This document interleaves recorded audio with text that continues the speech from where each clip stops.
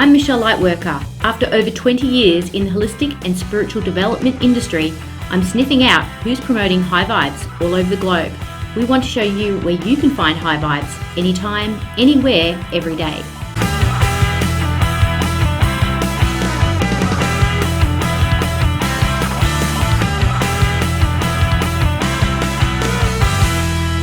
Hi everyone, it's Michelle Lightworker here, and I am here on High Vibe Hunting, sniffing out some high vibes with Helene Burns, psychic medium and joyful living activator, ancestral healer, amazing being of light.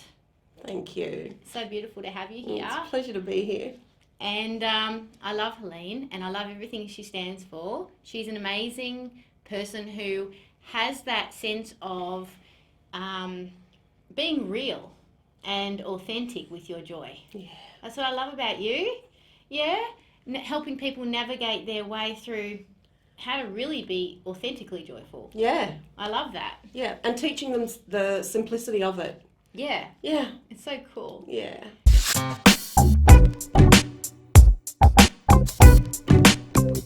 First and foremost, I'm a psychic medium. That's what I tell people I do because most people can relate.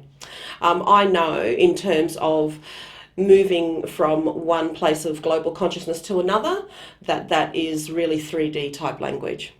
So I'm moving into 5D type language. I'm not actually, that is to say, my transition, I'm acknowledging the transition that we're all moving into because it's already here. We just need to figure out how to operate in that.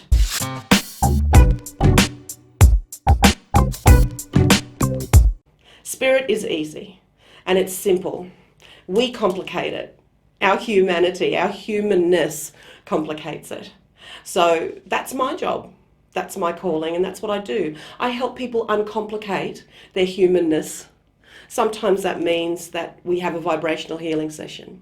Sometimes that means we have conversations where I ask them to walk with me in forgiveness so that they can let things go that have really impacted their lives. And we're talking complex trauma, you know.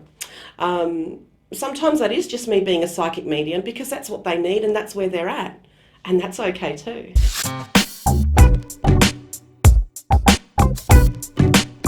I heard a phrase this morning on the radio in a song. I love it when music reminds us, you know, those special phrases and one-liners, those hooks that just get into your head and you know that that's a message that's come especially to you.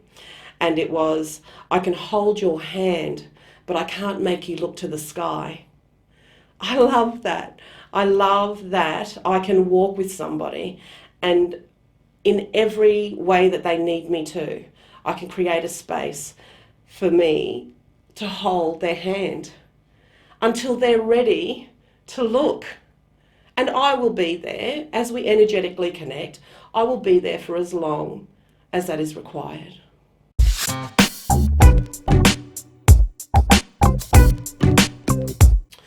Forgiveness, I have learned, is not condoning something that was done or something that we did. Forgiveness is not forgetting. What forgiveness is a form of healing love energy. That's what forgiveness is. So I bring people to a place where, as I'm holding their hand and having a forgiveness conversation with them, and sometimes I'm stepping in for somebody, some situation, some moment in their life, some aspect of their self that they want to forgive. So we have these conversations by proxy. And I assure them that I will not be harmed during the having of this conversation. And I allow them a space to say what it is they need to say. The only rule is that they must come from a place of love for themselves and for who the other parties or the aspect of themselves that they feel they're still holding on to.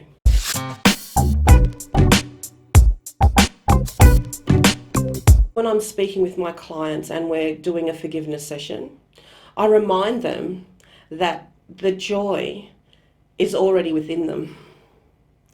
That I remind them how powerful they are. They're not feeling it because they're holding on to this stuff that's causing them to feel, to be in a state of emotions and remembrance where they are remembering that which is less than love. So I try to bring them back, and in fact my team work with me to bring them back quite quickly. It can happen. They've just got to take that step, and that's where I hold their hand. Because it can be scary to let go of the stuff that we hated, because it becomes comfortable, and it allows us, when the world outside gets too scary, it allows us to put on that comfort coat and hide and not deal. And we think that that makes us feel good.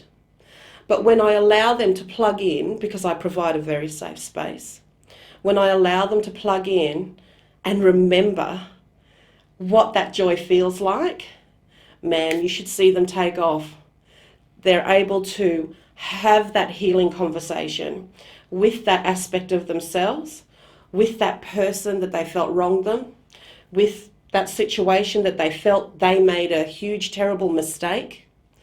And we break it down as much as necessary, and we let it go. We let it go with love for everyone that was concerned.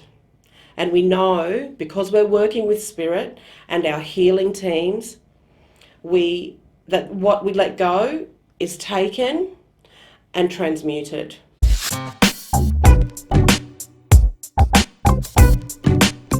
Part of my higher guidance team is my ancestors. Through time and space immemorial, they are loud and they are vocal, and they are very, very happy that I'm doing this work for others. I had to walk and learn how to walk in forgiveness and remember my joy before I could do this work for others. Or I wouldn't know what on earth I was doing.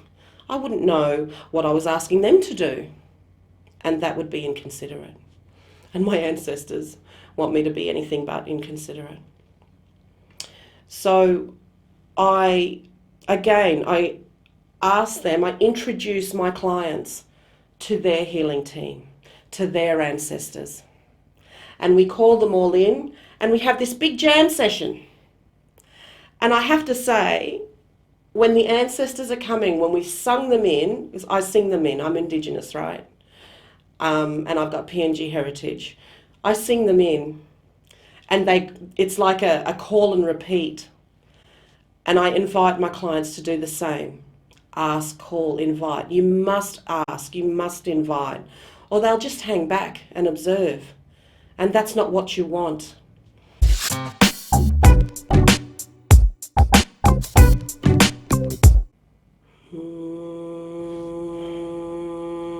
So what you don't see and what you don't hear there.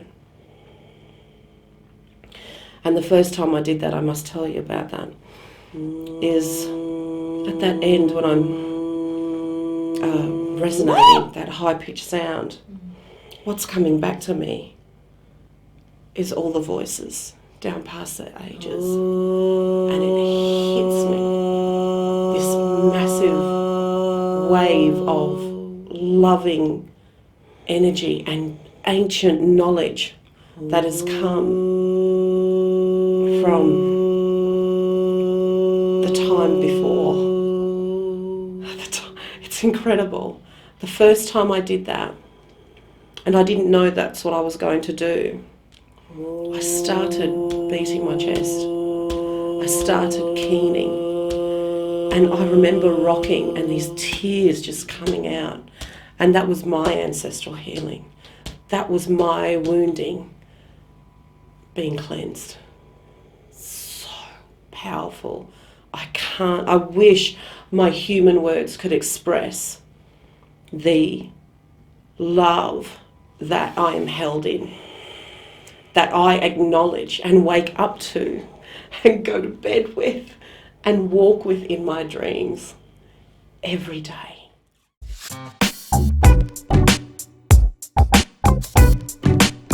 And you know, whenever I'm starting to get distracted in my work, in my musings, because I write a lot, they get me to write a lot, I hear that, woo! And they're like, come on back, girl. Come on back, you know, and I get this heaviness that comes over me, and they're like, oh, okay, they're blended with me, I'm here. It's just incredible. And they, in communities, when I go out and I say, well, are we going to do some healing today? I could be down at the shopping centre and there'll be something going on. And we'll just walk past and they're walking with me. They're holding my hand. They're allowing my heart to be protected. Open but protected. And we're walking through and we're doing what I just did. It's amazing. This vortex of energy is just around us.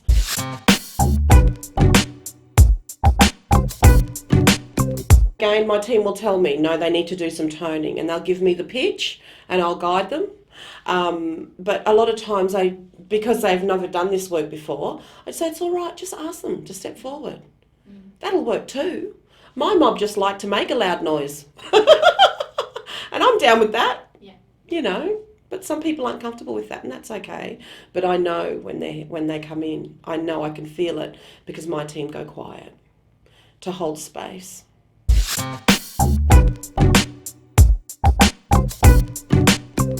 I think your message that the joy that is actually within us already. Yes. I think that's the most empowering message that we can actually own about our joy. Not something that we kind of... It's almost like something we unlock rather than... Yes, great. Yeah, it's not something we need to go looking for. Absolutely, it's within us. You complete your whole just as you are. Yeah. Yeah, and then just kind of finding our way to navigate our way past maybe the stuff that is less than, like how you described it, less than love. Yeah. Helps you to anchor into and unlock that joy. It's just absolutely precious. Yeah. That is precious. Thank you. I hope everybody can visualize that you can see that it's just stuff that you need to change your opinion about, really. Or like you can't do that if you don't have an intention to come from a place of love. Exactly. You can't reframe it unless you can't reframe the stuff that you've done or the people have done to you. That's right. At all, and navigate your way to joy and unlock it if you can't perceive it from a space of love. That's right. You need to consciously walk forward with the intent of holding whatever it is you have an issue with, whatever it is you need to let go, whoever you need to let go, whatever place you need to let go, whatever aspect of self you feel needs to heal. You need to be able to hold that intentionally and consciously and acknowledge it as something that needs your love. It needs your love. Yes. And there is a wonderful place inside you that love can come from. You just need to open it up. Yeah. And that's what I do. I help people open up to love. I love that.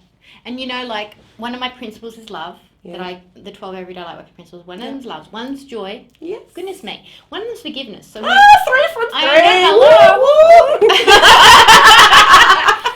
But the other one's willingness, and we talked about willingness today as well. And the other one is actually wholeness. Yeah.